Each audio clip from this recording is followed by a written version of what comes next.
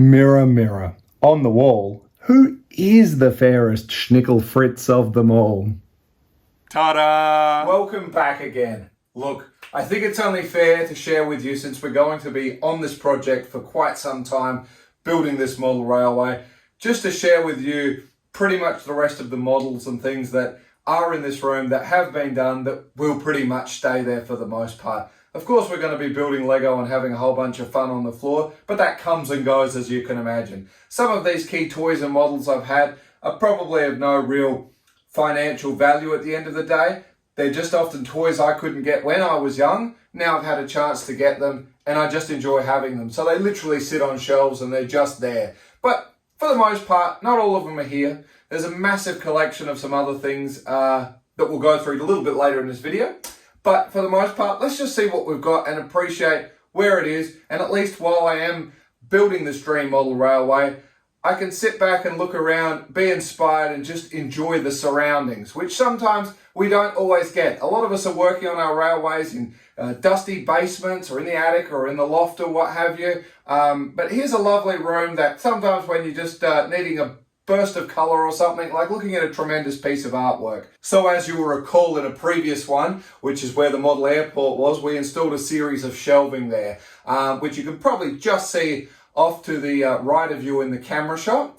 Absolutely love how all of that turned out. It's been absolutely fantastic. So needless to say, had a little section here on the wall and thought, what are we going to do here? So I got a bit more. Of course, it's not as spaced as per the specifications, but didn't need to be. I literally, as I always keep in this room, a diagram that shows all the framework of where everything is. And of course that's important for how we're going to be wiring up the additional lighting and stuff like that. But most importantly, I knew where obviously the studs were in the wall. That's where I fixed to, just so I can take the weight. There's nothing heavy on this, of course. What I thought I might do is I just had a quick mirror knocked up for $100-something.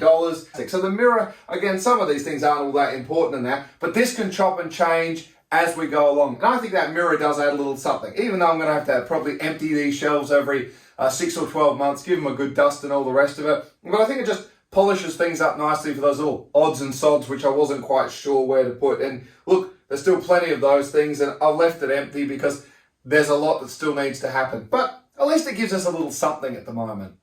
So what do we have on the shelf, I hear you ask? So of course at the top here, we have the original box, which will probably find a new home, but for the Ghostbusters Ecto 1A car. Moving down, we now have two of our Aussie smoker cars.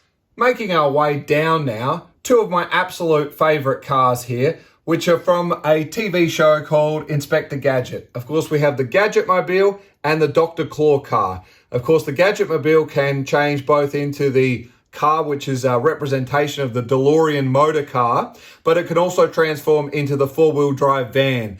The other thing is the Dr. Claw car indeed does three changes. One, into the car mode it's currently in. It can also transform into a jet, and it can also transform into a submarine. All of these functions are 100% operating, and I like to keep these ones out to sort of play and demonstrate it. $25 when they originally came out. And here we have it. In absolute prime viewing position here is the Ghostbusters Ecto 1A car from the Ghostbusters 2 movie. Look, Ghostbusters is a great pop culture reference. I can't say I was all that enthusiastic about the movies. I'm certainly not into sci-fi and all of this sort of howdy-doody stuff. But the first time I was at a cousin's house, I think we were watching the movie, and this car exploded onto the road with all the lights going. I was absolutely amazed. And thankfully, the wonderful people at Hot Wheels decided to make this size model, which I think is so resplendent. And of course, we have the mirror, and you probably can't see it through the video at the moment, but on the back you can see all the rest of the detail for the connection to the car. And of course, on the other side, the sign where it says we're back here says Ghostbusters in orange on the other side. Just an absolute stunning specimen. I mean, how can you ever look at an ambulance the same ever again? Also, just off to the side here is a tremendous Liebherr model crane. Who doesn't love a crane? I'm not sure where this is going to go just yet, but for the moment, it sits here just perfectly. Making our way down now, Nothing too important for the average person here, but some key models for me. To this day, one of my absolute favorites has to be this particular tractor that a relative gave me when I was very, very young. It's got a friction drive engine, which at the end of the day, you can build it up to speed, have it idling, kick it into gear, and off it goes. Tremendous amount of noise that drove my family absolutely crazy. So, you know, this was an absolute winner. And at the end of the day, just everything about it was just well constructed and just an excellent model with that clean, colourful approach where everyone wants to pick it up and play with it. So that's why it's there. We also have a very special one for me. In fact, one of my first toys I ever pulled apart with a screwdriver and never put back together. But thankfully, because of the magic of eBay, we managed to find another one. Happens to be this particular police car here. Now, I actually have another one as well. Not quite the same, but basically the same car at the end of the day, the same make and all the rest of it. But it's a friction-driven car at the end of the day. Again, a bit noisy, but what would happen is as you drove the wheels, it would also cause the any more than a dynamo that you would have in a bicycle light, enough energy there to get the lights flashing at the end of the day. So that's what that one's all about. That one's in mint condition in the box, so I sort of feel like I made up for a little bit of a mistake in my childhood.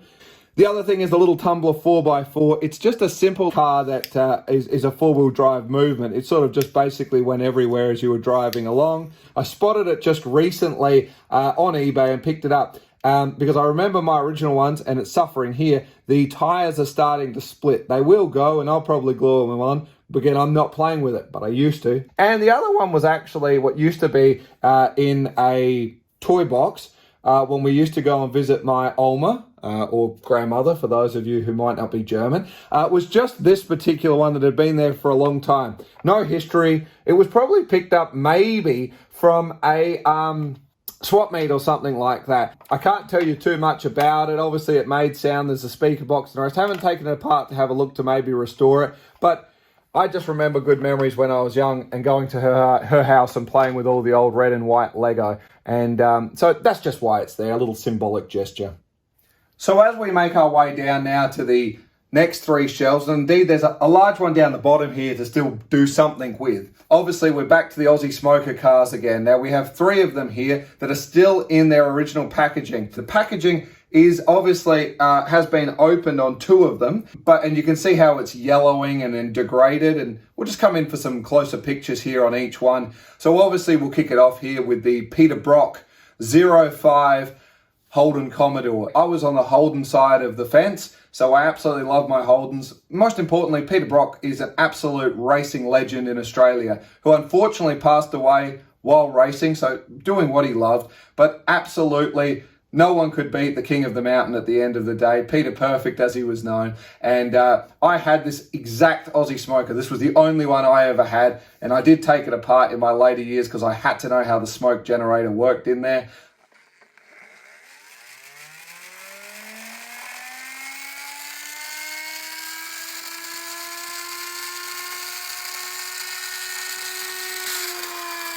Together. I managed to find one. I believe these are actually becoming a bit of a collector's item. I mean, they were originally $24, I believe, in the late 1980s, as seen on TV. These were a tremendous toy. We now move down to the second one, which is a Ford Falcon.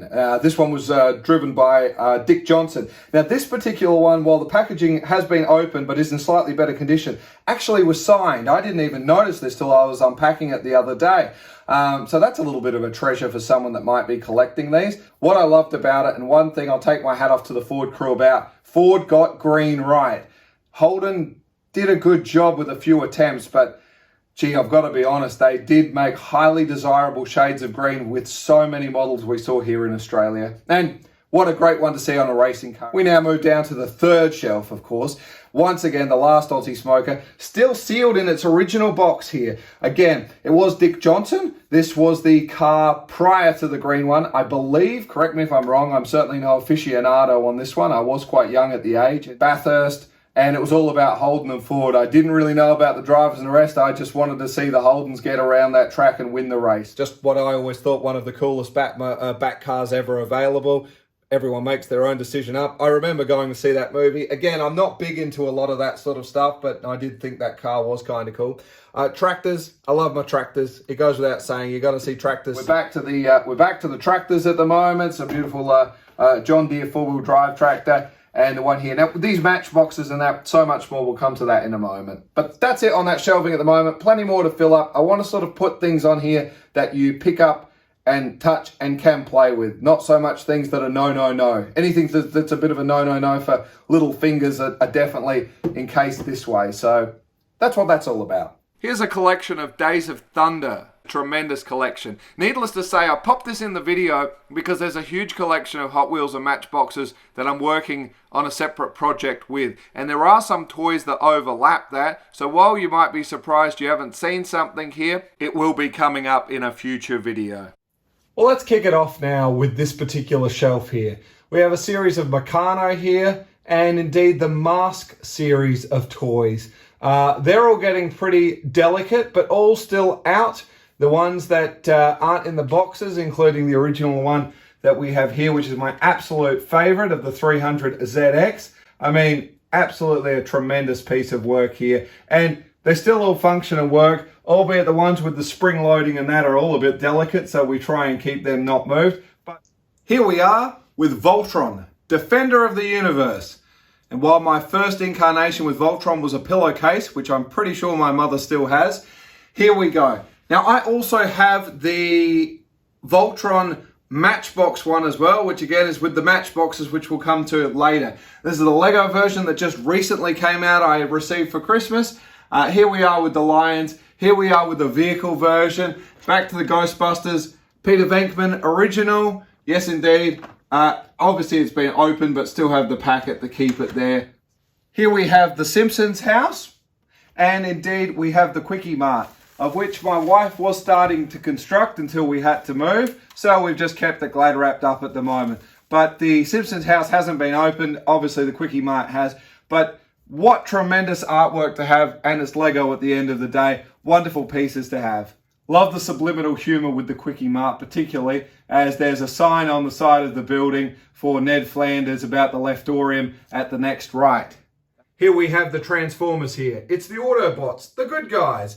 Now, most of mine are still in storage and wouldn't be in boxes anyway, just played with, but we'll get to them another day. But just a few here. We have an original Optimus Prime with its original $29.99 price tag on it. Now, I'm sure they're not worth that anymore. But that's a reissue of Blaster you can see there. That's a original Red Alert there, the Lamborghini at the top. And of course, we have a reissue of Grimlock. Grimlock was my first ever Transformer. I still have the original, not in the box, but I still do have it, and I want to get it out and sit it up there on the shelf. So that's where all my others will sit. Transformers. You're either a good guy, being an Autobot, or you're a Decepticon. We still see these stickers on people's cars these days, and I'm always interested. For me, Decepticon through and through. While we might not have won at the end of the day, we definitely had the best of everything.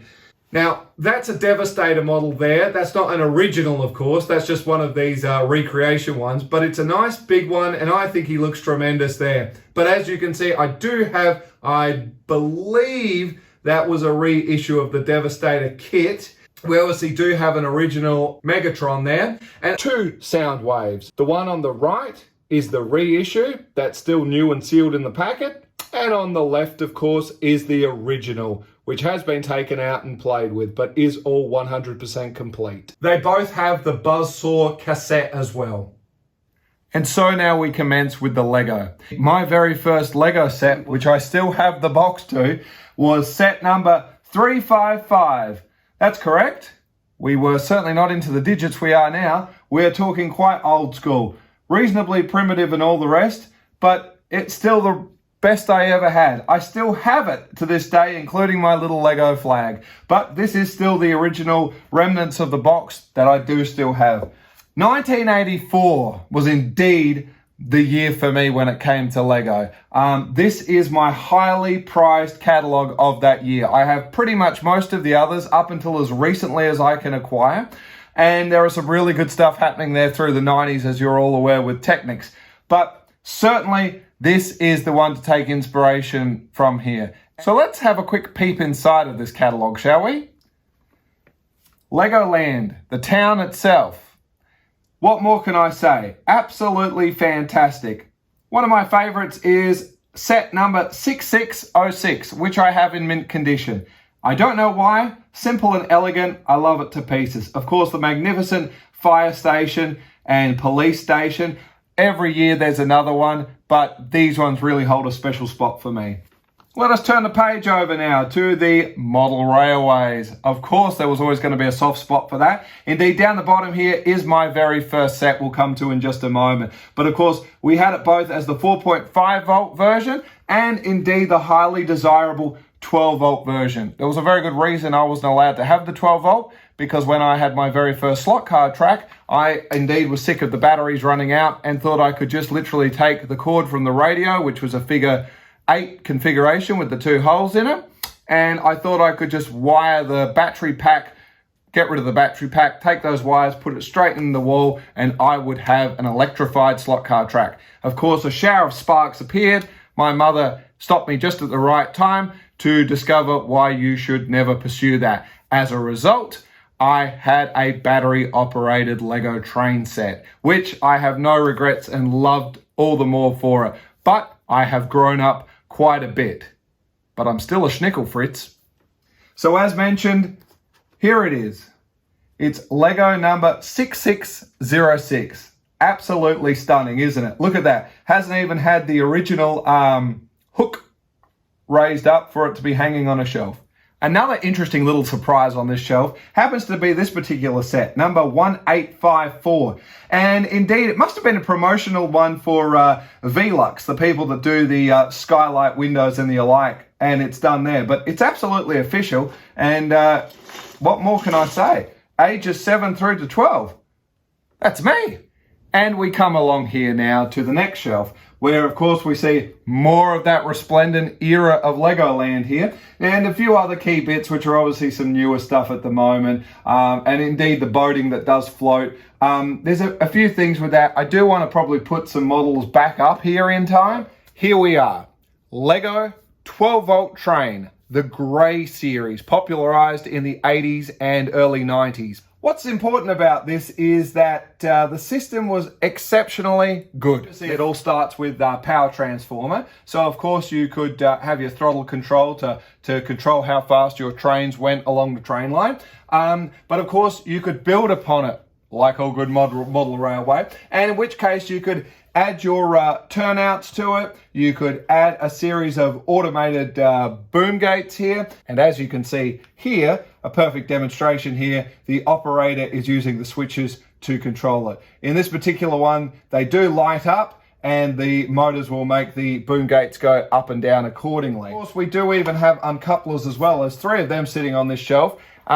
Just to note, the shrink wrap is still on them. They've never even been opened, with still the official Denmark logo there. The Lego Quadruple 7 ideas book. But as you can see across the bottom is a whole range of switches to operate different things. And interesting, what they're pointing out in this book here is regarding the red and green signals, is that they're identified with a yellow or blue indicator above the signal for reference for you on your great big control panel.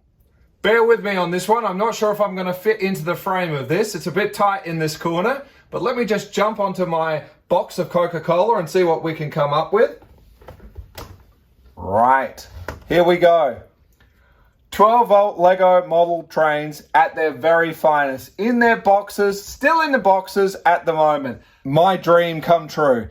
This was my first ever Lego train set. And I do actually still have the box, but the box has actually been flat packed down. So it was just as easy to grab the top of it there. 4.5 volt battery. The batteries were located in here, 3 C-class batteries. I loved every minute of this particular train set and learnt a whole bunch about track geometry and how to make this all work. Just coming back into frame now as we swing the camera around to the next shelf. Lego trucks and the alike. In fact, one of my favorites, which just didn't really work in the space, that's why it's lying down, happens to be this articulated truck here. To be fair, many of these are generally just gifts from family who know that I am into Lego. Now, they don't understand that what specific genre that I'm chasing, all being at the 80s and 90s specifically. And of course, where are they going to find that anyway when they walk into a shop? But I love it. It's all wonderful. And I'd rather have one of these under the Christmas tree than some more socks and undies. But hey, we all need our essentials. Now here's a bit of a strange shelf, and it's only going to get a lot stranger when I can get a few more things unpacked. What have we got here? Well, we've got Schnappy, das kleine Krokodil. Now, if we don't know about the song or you don't know, I recommend you to YouTube our little friend Schnappy here. This one spins around and sings the song, and great fun. But if we just step behind that, we've got Pingu, again, a popular TV show as I grew up. We've got Gumby, we've got original Slinky, the blockheads from Gumby, an original Spud gun here. Come on, we all had one. My mother never looked at my potatoes the same again. Of course, we have original Rubik's Cube. Of course it's set to green. Is there any other color you'd expect? And indeed, one of my favorites, which unfortunately the foot has become broken in being in storage and the like, but this particular Donald Duck, which I still have not found another one to this day. What's interesting is there's no battery, there's no nothing. We just pull the string. Now, there are several different sound files on this. I'm not giving you a good example, am I? It always amazes me. I'm too scared to open that one up to understand how that truly works, but if someone does or can point me onto the right video about how these toys work, I'd love to know. But I always loved that particular toy. And then the other one probably needs no real introduction. I've got to be honest, when I saw the ad on TV, I said, I just got to have that. This seems like the most ridiculous thing I've ever seen in all my life, which is why we have it. But this is Gotta Go Flamingo. Now, let's just push the button.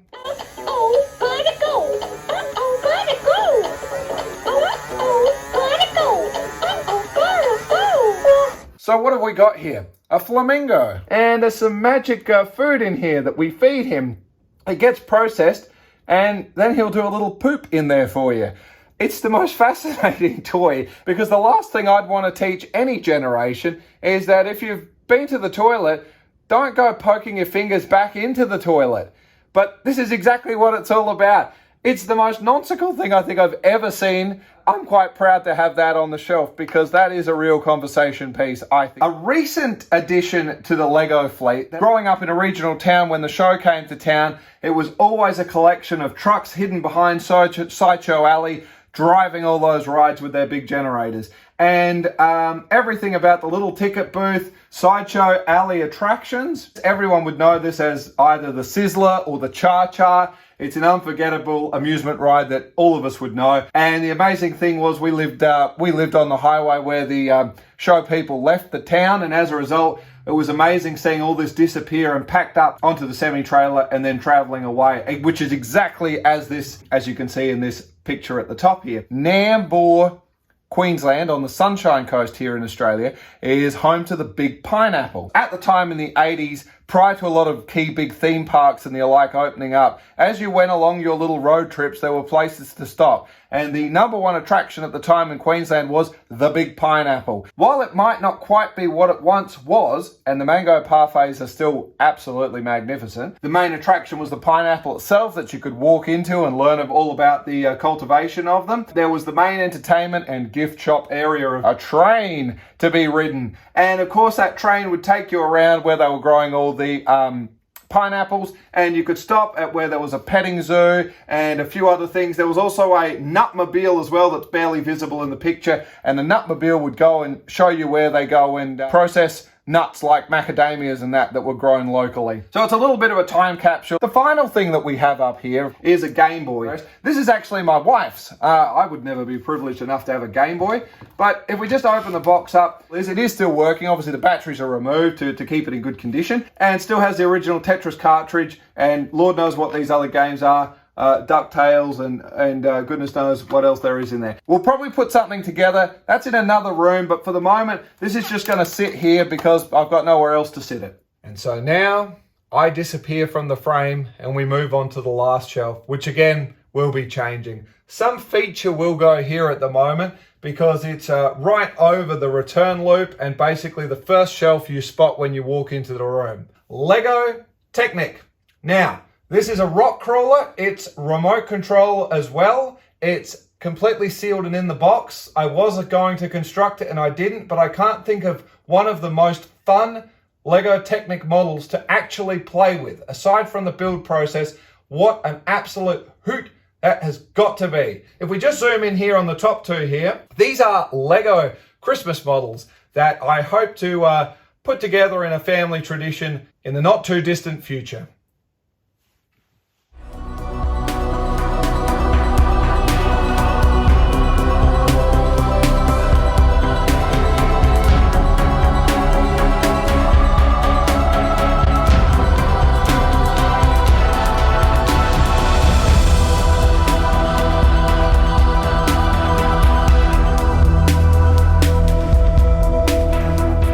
Well, as the sun begins to set, it's time for us to conclude. I truly do hope you have enjoyed this little tour of the room so far. Of course, there is so much more that still needs to be happening, of course. We are working on getting this Hot Wheels and Matchbox situation sorted out in another area. And indeed, we have other collections as well that need to be happening, including, as I said before, gaming consoles and things like that. But not to forget as well, we also have the complete collection of Care Bears as well that still need to find their forever home. Once again, thanks again for joining me, and we'll see you in the next one. Toodles!